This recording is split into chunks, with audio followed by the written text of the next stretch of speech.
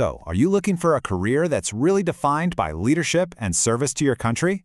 Well, an incredible opportunity has just opened up. The Nepal Army is recruiting its next generation of officer cadets. But let's be honest, trying to figure out that official notice can be tough.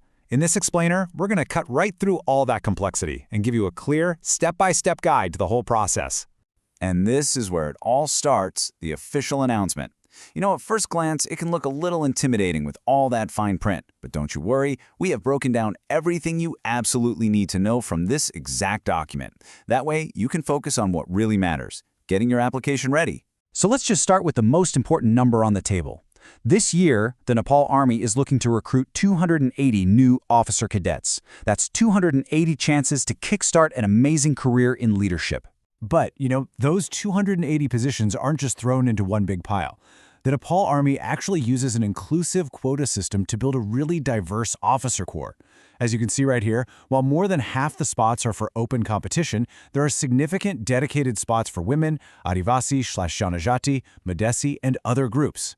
Okay, so before you even think about getting your documents together, the very first step is making sure you're actually eligible. This next part is all about those baseline requirements, so let's see if you make the cut. First up is age. The Army has different windows, and it all depends on your background. So if you're applying right after your +2, you need to be between 18 and 21 years old. But if you've already completed a bachelor's degree, they get that it takes a little more time, so that window extends up to 24. And for those who are already serving, there's even more flexibility, with an age limit of 26. Next on the list, your academics. And the standards here are really clear. For certificate-level applicants, you're going to need at least a 2.0 GPA.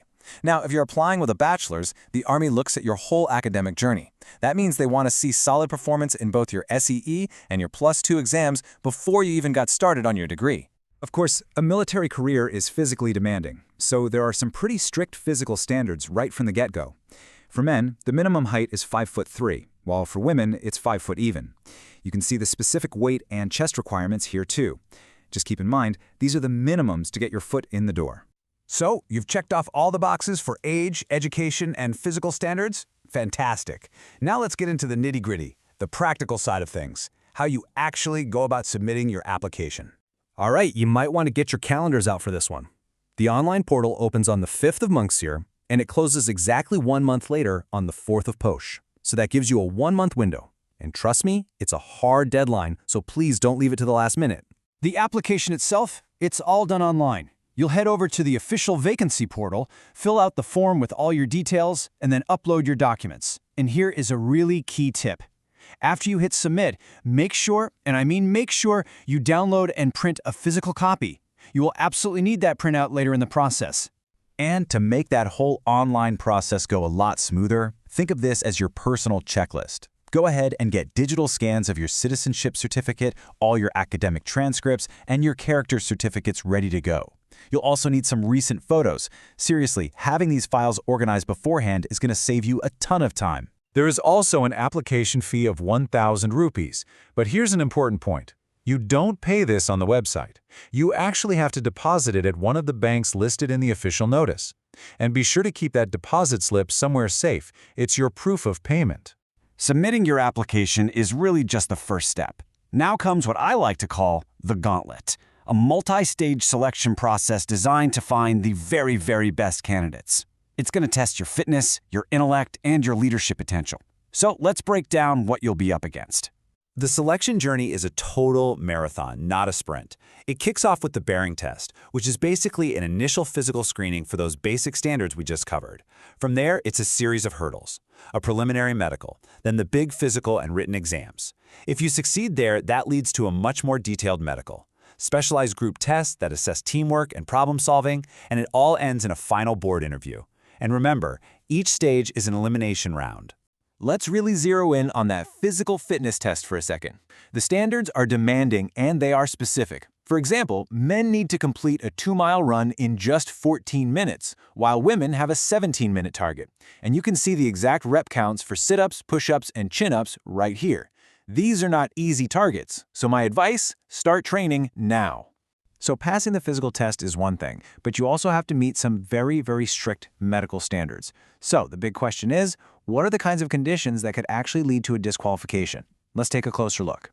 The medical exam is incredibly thorough. They're looking for any condition that could impact a soldier's long-term effectiveness.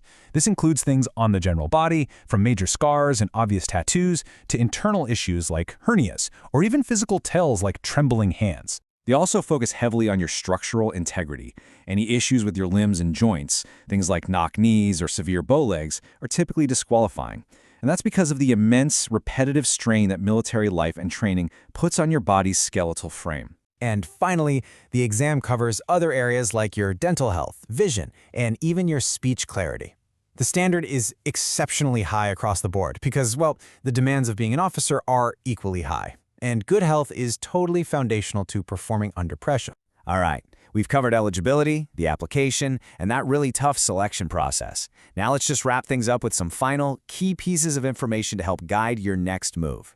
If you have any specific questions that maybe we haven't covered, your best bet is to contact a recruitment center directly. We put the contact numbers for some of the main hubs right here on the screen for you, so feel free to just pause here and jot them down. Now, I know a big question for many of you will be about the written exam. The single most important resource you have is the official syllabus. It outlines everything you need to study. You can find it and download it directly from the Nepal Army's official website. So we've walked through the what, the where, the when, and the how. We've laid out all the standards and the challenges. The only question left is the one you have to ask yourself. Are you ready to step up, to push your limits, and to answer that call to lead? If your answer is yes, then your journey starts right here, at the official application portal. Thank you so much for watching this explainer. From all of us here, we wish you the very best of luck.